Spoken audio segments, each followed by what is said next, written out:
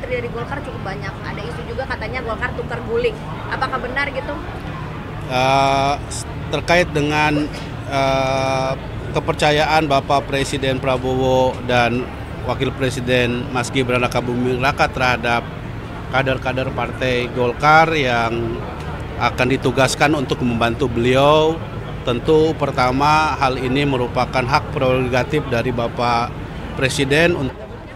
Ya, tentu kita berharap ya proses pelantikan Presiden Bapak Prabowo Subianto dan Wakil Presiden Gibran Rakabuming Raka berjalan dengan lancar dan tidak ada sesuatu kendala apapun, sehingga dari situ nanti Pak Presiden dan Wakil Presiden sudah mulai bekerja memenuhi apa yang menjadi harapan masyarakat. Dan kalau kita lihat optimisme masyarakat begitu sangat tinggi atas kepemimpinan Bapak Presiden Prabowo dan Wakil Presiden Gibran Rakabuming Raka untuk memimpin Indonesia 5 tahun ke depan. Dengan berbagai program-program yang telah ditawarkan kepada masyarakat, terutama memastikan salah satunya adalah soal makanan bergizi yang diberikan kepada masyarakat, kemudian optimisme pemulihan ekonomi yang dapat mensejahterakan masyarakat Indonesia, itu saya kira menjadi harapan yang sangat kuat di kalangan masyarakat Indonesia. Dan kalau kita lihat, tentu sambutan masyarakat terhadap pelantikan Presiden Prabowo dan Wakil Presiden Gibran Rakabuming Raka ini luar biasa ya. Yang nanti kalau kita lihat setelah pelantikan ini masyarakat akan tumpah ruah ya dari mulai Senayan hingga Istana Negara di Jakarta Pusat sana, diisi dengan berbagai hiburan rakyat. Tentu ini juga merupakan kegembiraan bagi masyarakat Indonesia atas dilantiknya Bapak Prabowo Subianto dan Wakil Presiden Mas Gibran Rakabuming Raka. Ini kan menteri dari Golkar cukup banyak. Ada isu juga katanya Golkar tukar guling. Apakah benar gitu?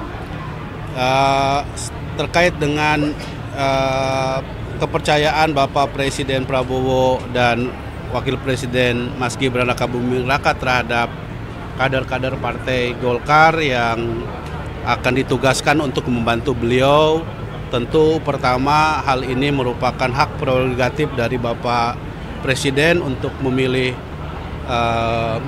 para calonnya dari Partai Golkar, para pembantunya dari Partai Golkar.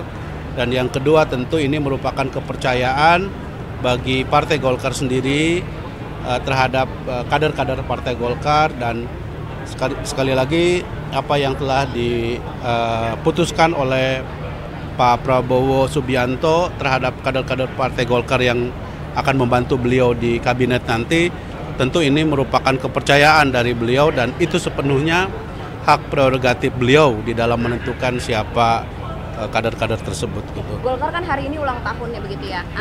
Nanti kan ada acara internal. Ya. Apakah nanti Prabowo juga akan hadir atau hanya di puncak saja? Seperti apa? Rencananya kami nanti malam akan melakukan tumpengan dan tasyakuran hari ulang tahun Partai Golkar ke-60, dan ini berlangsung hanya untuk kalangan internal Partai Golkar. Kami tidak mengundang pihak termasuk Bapak Presiden. Nanti Pak Presiden Prabowo akan secara khusus kami undang pada saat hari ulang tahun puncaknya pada bulan Desember tanggal 12 tahun 2024. Kan katanya akan ada kejutan di hari puncak, apakah benar ada kader baru nanti di Golkar? Ya, kita lihat nanti. Pokoknya insya Allah Partai Golkar akan memberikan sesuatu yang sangat spesial di hari ulang tahunnya pada bulan Desember 2024 nanti. Kang Aceh, ini kan Pak Prabowo dari kemarin ini kan selalu menggaungkan kepada seluruh ketum partai yang meminta kadernya ini untuk dipilih menjadi pembantu presiden ini tidak boleh menggunakan anggaran dari APBN untuk berfoya-foya begitu, untuk mencari uang begitu jabatannya. Dari Golkar sendiri pandangannya bagaimana? Ya, saya kira apa yang disampaikan oleh Presiden Prabowo Subianto merupakan sesuatu yang sangat tepat ya, bahwa seluruh pembantunya dan juga saya kira seluruh pejabat di bawah pemerintahan beliau punya kewajiban untuk menjaga integritasnya, terutama memastikan agar jangan ada penyelewengan terhadap anggaran terutama dari APBN, karena hal tersebut tentu akan menyalahi dan melanggar hukum, dan tentu ajakan Pak Prabowo tersebut akan menjadi pegangan bagi seluruh para pembantu, terutama dari kalangan internal Partai Golkar yang diberikan kepercayaan untuk menjadi pembantu beliau ya, agar kita memang selalu menjaga sikap anti korupsi, terutama apalagi mengambil uang dari APBN tersebut. Kang Aceh, agenda yang di Magelang itu yang retret bersama dengan seluruh menteri-menteri itu apakah jadi, Kang? Belum tahu. juga masuk dalam kabinet? Belum tahu. Soal itu saya belum tahu. Ya. Soal penambahan jumlah kementerian dan badan-badan itu nanti apakah sudah dibuat rancangan distribusinya agar pemerintahan baru ini bisa langsung segera bekerja? Sejauh ini saya kira formasinya pasti sudah dirumuskan oleh Bapak Presiden.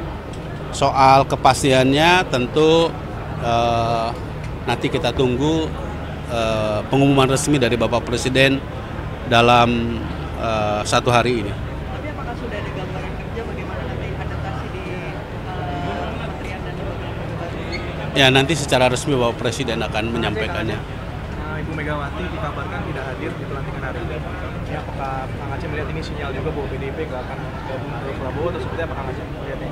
Iya, tentu ya kita hormati ya apa yang menjadi sikap PDI Perjuangan, dan kami ingin bahwa sekali lagi membangun bangsa ini tentu harus didasarkan atas kebersamaan ya, dan memastikan agar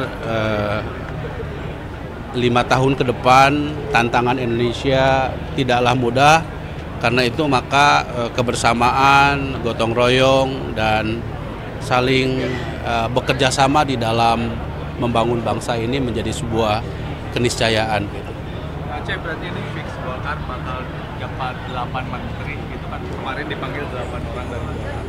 Iya, kami belum tahu, tapi tentu resmi dan kepastiannya bisa kita dengarkan nanti pada saat Bapak Presiden menyampaikan pengumumannya. Rencananya kapan itu tahu, kapan pelantikan dan pengumuman? Tentu Bapak Presiden yang lebih tahu. Oke? Kang Aceh.